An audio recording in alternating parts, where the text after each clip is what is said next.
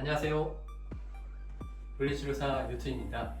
오늘은 어깨 관절 가동 범위를 증가시킬 수 있는 운동에 대해서 설명을 드리겠습니다. 관절 가동 범위가 무엇이냐면 말 그대로 운동 범위, 관절의 운동 범위를 말합니다. 인간이라면 정상적인 관절 가동 범위가 존재합니다. 하지만 유착성 관절 남연, 오십견, 충돌 증후군, 회전근개 파열, 석회 등과 같이 여러 가지 어깨 질환들이 있게 되면 관절 가동 범위가 제한이 일어날 수밖에 없습니다. 수술을 하신 경우 고정을 하고 있잖아요. 고정하는 기간 동안에 구축이 일어날 수밖에 없습니다. 그러다 보면 관절에 구축이 있게 돼서 관절 가동 범위가 또 소실되실 겁니다. 하지만 관절 가동 범위 정상적으로 나오셔야겠죠. 왜냐? 관절 가동 범위가 다 안 나오시게 되면 일상생활에서 굉장히 불편함을 느끼실 겁니다. 자, 그러면 일단 어깨 관절의 움직임에 대해서 설명을 드리겠습니다. 이렇게 앞쪽으로 가는 굴곡, 뒤로 가는 신전, 옆으로 올라가는 외전, 다시 아래로 돌아오는 내전, 그리고 이 각도에서 이렇게 안쪽으로 들어오는 수평 내전, 다시 바깥쪽으로 나가는 수평 외전, 자, 이렇게 바깥쪽으로 도는 외회전, 안쪽으로 들어오는 내회전, 그리고 이렇게 돌아가는 회선, 이렇게 총 9가지로 이루어져 있습니다. 그 중에 보통 많은 제약들이 나타나는 게 굴곡, 그리고 외회전, 이렇게 돌리는 것도 외회전입니다. 이렇게 돌리는 것도 외회전이고요. 그리고 안쪽으로 들어오는 이 내회전, 이 세 가지가 제약이 가장 많기 때문에 운동을 알려드리려고 합니다. 그 중에 오늘 같은 경우에는 굴곡에 대해 설명을 드리겠습니다. 굴곡이라는 가동 범위는 180도가 나오셔야 됩니다.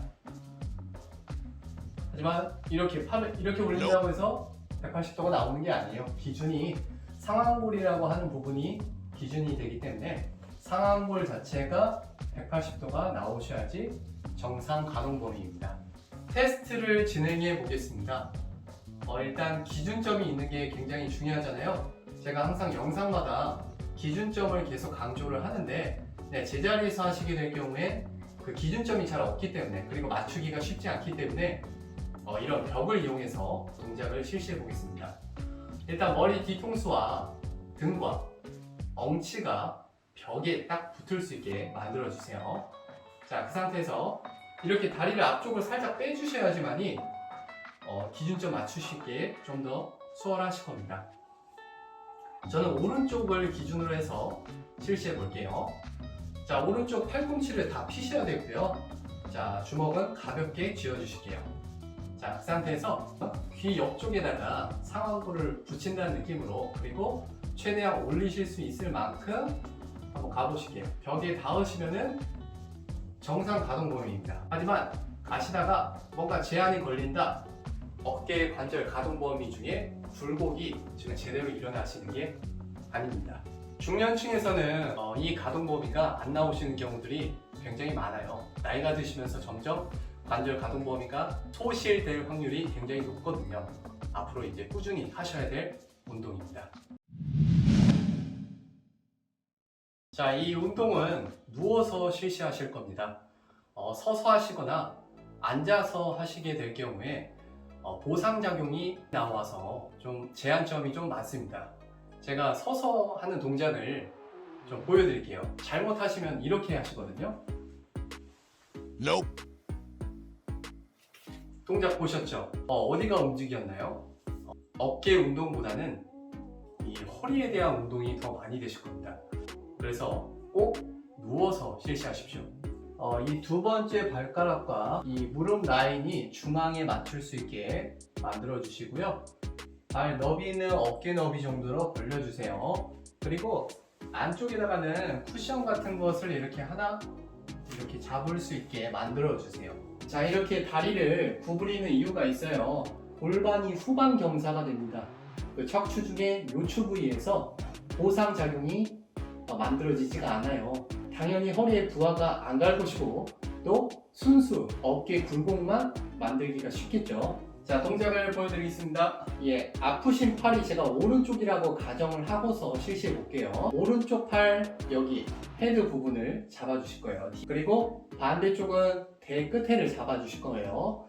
자, 그 상태에서 앞으로 나란히를 한번 해보실 거예요. 아프신 쪽은 머리 방향, 안 아프신 팔은 이 꼬리뼈 방향으로 만들어 주시고, 여기 상완골이라고 하는 부분을 90도 위치시켜 주실 겁니다. 자, 그 상태에서 숨을 크게 코로 들어 마시고 이렇게 내려가실 건데, 일단 동작 먼저 한번 보여드릴게요. 자, 이 동작입니다. 다시 이렇게 돌아오실 거예요. 자, 이때 숨을 들이마셨다가 내쉬면서 가실 때 여기서 가장 큰 중요한 점이 하나 있어요. 지금 오른손은 그냥 지팡이를 살짝 얹었다, 살짝 잡은 느낌만 주셔야지 이쪽 오른쪽 손을 가지고서 운동을 하는 게 아닙니다. 모두 다 안 아픈 왼쪽 팔로 갖다가 조절을 하실 거예요. 자, 숨을 크게 들어 마시고 입으로 내쉬면서 후 하면서 이렇게 쭉 가실 겁니다. 자, 여기서 8초 동안을 버티실 거예요. 근데 숨을 참는 게 아니고 계속 코로 들어 마셨다가 내쉬면서 8초를 유지하시고 다시 돌아오실 겁니다. 왼쪽 손으로 갖다가 끌고 오시는 거예요. 다시 숨 들어 마셨다가 내쉴게요. 후 하나 둘 셋 넷 다섯 여섯 일곱 여덟 들어오실게요. 자, 보통 환자분들은 이렇게 다 안 닿으시겠죠. 대부분 한 요 정도 가십니다. 여기서 인상이 살짝 찌푸러지세요. 너무 아플 정도까지 가지 마시고 인상이 살짝 찌푸리는 정도까지만 가셨다가 거기서 숨을 크게 들어 마셨다가 내쉬면서 8초 동안 버티시고 다시 왼손으로 끌고 오실 겁니다. 자, 정면에서 한번 보여드릴게요. 이렇게 여기 상완골이 귀 옆에 붙는다는 느낌으로 가셔야 되는데, 이렇게 옆으로 벌어지거나 혹은 고개가 이렇게 젖혀지시면 안 돼요. 고개는 중립을 유지하시고 이 상완골이 귀 옆에 붙는다는 느낌으로 실시하실 겁니다. 이렇게 딱 붙는다는 느낌. 양측 팔꿈치는 둘 다 펴고 계시고요. 자, 이렇게 진행을 하시면 됩니다. 바닥까지 손등이 다 닿을 정도가 되셨다면 침대 위에서 하시는 것을 추천드립니다. 마지막 끝범위까지 굴곡 가동 범위가 나올 수 있게 실시하는 건데요. 침대가 없어도 이런 게 있으니까 여기서 한번 실시해 볼게요. 왜 중요하냐면은 이렇게 누운 상태에서 이렇게 가잖아요. 그러면 지금 여기 손등 부위가 더 먼저 바닥에 닿습니다. 손등이 조금 더 튀어나와 있으니까 상완골보다 손등이 먼저 닿아요. 그러면 상완골은 살짝 뜨겠죠. 그래서 끝범위까지 가기가 쉽지가 않아요. 지금 침대 끝에다가 두신다면은 손등이 바닥에 안 닿겠죠. 그리고 상완골 이 부분이 이렇게 침대 끝에 닿을 수 있게 될 겁니다. 그리고 가동 범위의 끝범위까지 가실 수가 있습니다. 네, 보통 이제 집에 재활 도구가 없으시잖아요. 그러면 집에 그냥 장우산이나 혹은 막대기를 이용해서 실시하시면 됩니다. 모든 동작은 다 똑같습니다.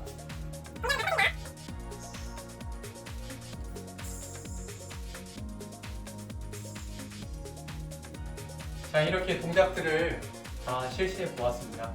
주의사항이 있다면 통증이 너무 심하시면 하시기가 쉽지가 않으세요. 하지만 병원에서 진단을 받으셨다면 꼭 실시하셔야 될 동작이에요. 개수는 10개 3세트 그리고 8초씩 사람마다 조금씩 역량의 차이가 있어요. 부담스러우시다면 개수나 세트를 좀 줄이셔도 되고요. 하셨는데 다음날 부담이 없으시다 그러면 양을 점진적으로 조금씩 늘려 나가셔도 괜찮습니다. 한번 하실 때는 다이렉트로 했던 그 횟수를 쭉 가주시는 게 효과가 더 좋으시고요. 운동이 끝난 다음에는 냉찜질을 한 20분 정도 실시하시는 게 좋아요. 이 재활 운동, 굴곡 가동 범위 증가를 시킬 수 있는 운동을 하고 나면은 어깨에 열감이 좀 나타나실 겁니다. 냉찜질을 하게 될 경우에 통증이 좀 떨어지는 효과가 있어요. 근데 5분만 하고서 마시면 안 됩니다. 그러니까 차갑다라는 그 느낌이 피부가 느끼는 건데, 피부만 자극되고 저 안쪽에 있는 신부까지는 냉이 전달이 되지 않아요. 꼭 20분 정도는 실시하셔야 됩니다. 오늘 알려드린 운동 열심히 하시고 건강하십시오. 오늘은 여기까지 하겠습니다. 영상에 도움이 되셨다면 구독과 좋아요 부탁드릴게요. 오늘도 화이팅입니다.